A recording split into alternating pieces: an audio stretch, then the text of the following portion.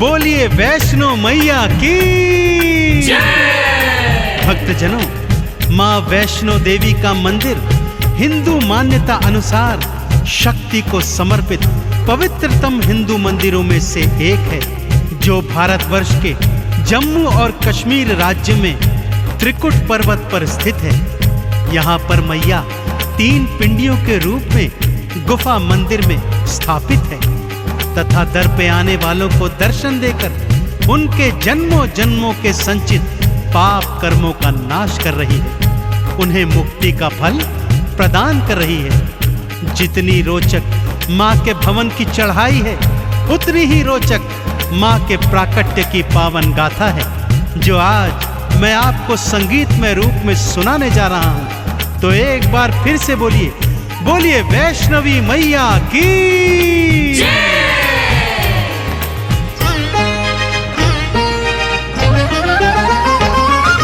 वैष्णो माँ नारायणी वैष्णवी वरदायिनी, पिंडी रूप में दर्शन देती भव से पार लगायिनी।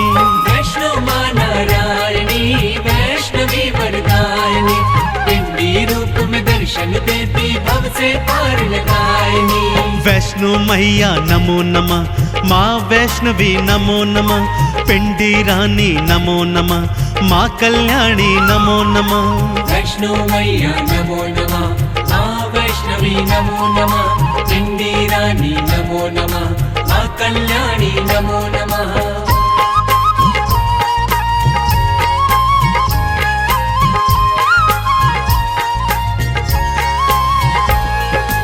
भक्तजनों, माँ के प्राकट्य की गाथा इस प्रकार से है। जम्मू स्थित कटरा जिले में हंसाली नामक गांव था भक्तों। इसी गांव में एक निर्धन ब्राह्मण श्रीधर अपनी पत्नी के सहित रहा करता था। माँ वैष्णो का परम भक्त था भक्तों। दिन रात माँ की भक्ति करता और जो रूखा सूखा मिलता उसको माँ का प्रसाद समझकर माँ को भोग लगाकर स्वयं भी ग्रहण करता।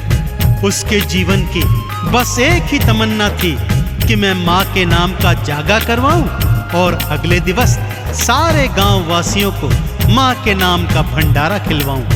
पत्नी उसकी बात सुनकर कभी हंसती और कभी रोती थी। घर में खाने को अन्न का एक दाना भी नहीं था और उसका पति सोच रहा है पूरे गांव को भंडारा खिलवाने की। परंतु माँ का परम भक्त श्रीधर अपनी पत्नी से कहता, हे प्रिय, माँ ने जागे की और भंडारे की प्रेरणा दी है तो करवाएगी भी मेरी वैष्णवी मैया।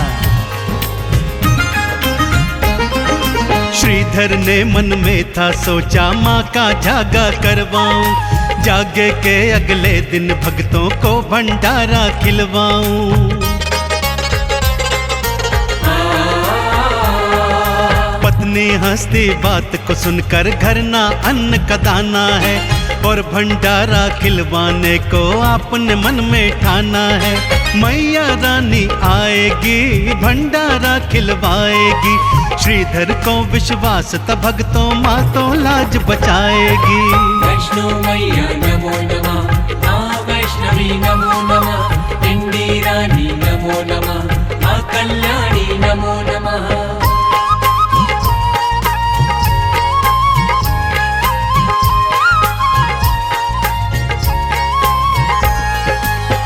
और एक रात उसे स्वप्न में माता वैष्णो के दर्शन हुए। माँ ने आश्वासन दिया कि जा मेरे भक्त, मेरे नाम का जागा करवा और अगले दिन पूरे गांव को मेरे नाम से भंडारा खिलवा। श्रीधर अगले दिन सुबह सुबह उठा और माँ का नाम जपते जपते पूरे गांव को जागे का और भंडारे का निमंत्रण देने निकल गया। पत्नी ने बहुत समझाया कि ये आपका भ्रम है, परंतु श्रीधर पर तो माँ की नाम कुमारी चढ़ गई थी। सारे गांव सहित वो भैरवनाथ और उसके शिष्यों को भी भंडारे का निमंत्रण दे आया। सबके मनों में कौतूहल है कि भला ये दरिद्र हमें क्या भंडारा खिलवाएगा। अगले दिन सब जागे में गए और फिर भंडारा खाने पंगत में बैठ गए। घर में अन्न का एक दाना भी नहीं और सारा गांव खाना खाने बैठा है कि तभी सब क्या देखते हैं, एक लाल चुनर ओढ़ी छोटी सी कन्या श्रीधर श्रीधर कहती हुई आती है और भोजन का पात्र उठाकर उसमें से 56 भोग निकाल निकाल कर सारे गांव को खिला रही है। श्रीधर की आंखों से खुशियों के आंसू छलक रहे हैं। भक्तों, मैया का चमत्कार ऐसा ही है।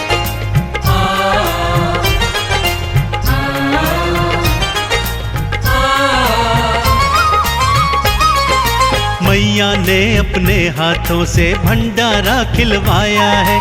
श्रीधर तो खुशियों में झूमा, मन ही मन हर्षाया है।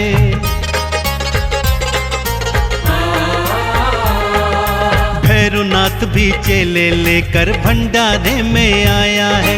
सामने देखा खाना बांटती कन्या रूप महामाया है। हलवा पूरी देख के भैरवनाथ चिल्लाया है। भोजन में खाने को उसने मदिरा मांस मंगाया है। वैष्णो मैया नमो नमः, माँ वैष्णवी नमो नमः, पिंडी रानी नमो नमः, माँ कल्याणी नमो नमः।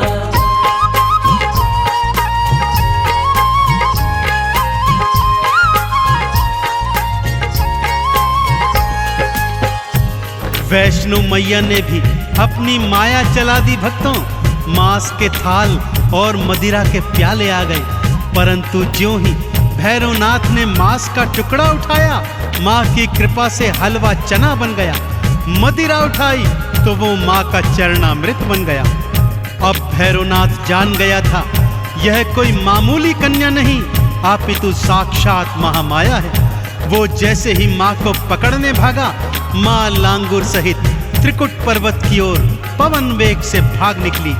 मैया की अजब लीला है भक्तों। माँ और लांगुर आगे आगे और भैरवनाथ पीछे पीछे। दौड़ते दौड़ते लांगुर को जब प्यास लगाई तो माँ ने बाण मारकर धरती से गंगा प्रकट कर दी। आज भी सभी भक्त इसको बाण गंगा के नाम से जानते हैं और यहाँ पर स्नान करके अपने तन के रोगों को दूर करते हैं। आगे चलकर माँ एक गुफा में जाकर छुप गई और लांगुर बाहर पहरेदारी करने लगा। भागते भागते वैष्णो रानी एक गुफा में थी आई। मैया अंदर छुप गई और बाहर लांगुर अगवाई। 9 महीने तक लांगुर और भैरवनाथ का युद्ध हुआ। युद्ध भयंकर था, भक्तों पर कोई परिणाम नहीं निकला। मैया क्रोध चढ़ आई है, गुफा से बाहर आई है। भैरवनाथ से युद्ध करन को हाथों खड्ग उठाई है। वैष्णो मैया नमो नमः, माँ वैष्णवी नमो नमः, पिंडी रानी नमो नमः, माँ कल्याणी नमो नमः।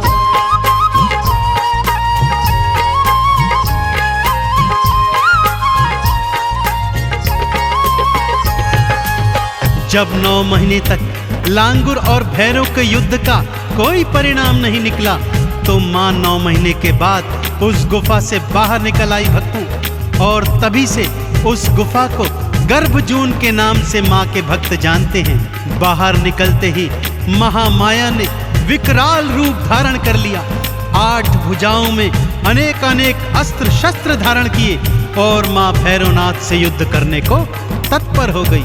भैरवनाथ को भी माँ के नाम की अलख जग गई भक्तों, परंतु जब तक वो अपने पापों की क्षमा मांगता, माँ ने खड्ग प्रहार से उसका शीश उड़ा दिया। भैरवनाथ का कटा शीश दूर जाकर भैरव घाटी में गिर गया और वो कटा शीश माँ के नाम का सुमिरन करने लगा। माँ ने भी दयावान होकर उसे अभय वरदान दिया कि जब तक मेरे दर्शनों के पश्चात तेरे शीश के दर्शन नहीं होंगे, मेरी यात्रा का फल संपूर्ण नहीं होगा।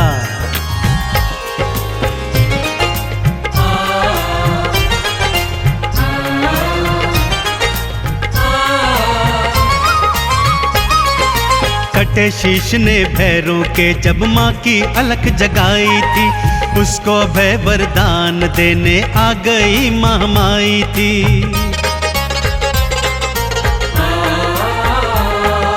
जब तक मेरे दर्शन करके तेरे धाम न जाएंगे, मेरे धाम की यात्रा का पुण्य कभी ना पाएंगे। मैया के दर्शन के बाद भैरव घाटी जाते हैं, मैया के भैरव के दर्शन भक्त सारे पाते हैं। वैष्णो मैया नमो नमः, माँ वैष्णवी नमो नमः, पिंडी रानी नमो नमः, माँ कल्याणी नमो नमः।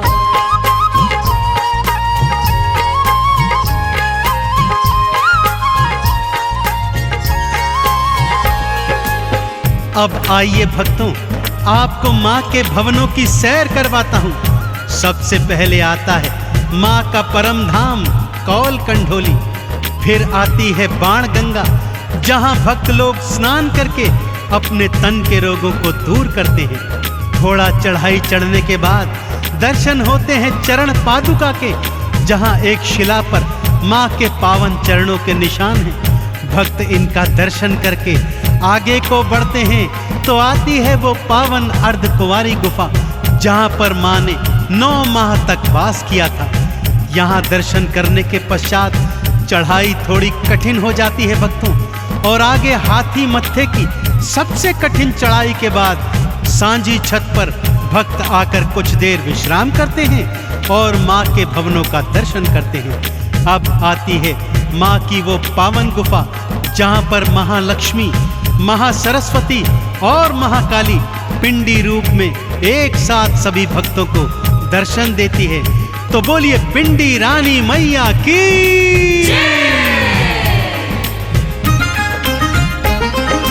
ऊंची चढ़ाई ना घबराना, मैया आप बुलाती है, हाथ पकड़कर बच्चों को वो भवनों पे ले जाती है। नारियल का भोग लगाते, चंदन तिलक लगाते हैं, मैया रानी के भवनों से मुक्ति का फल पाते हैं। लाल चुनर जो मैया को हाथों से पहनाते हैं, भवसागर में कभी न डोले पार वो लग जाते हैं।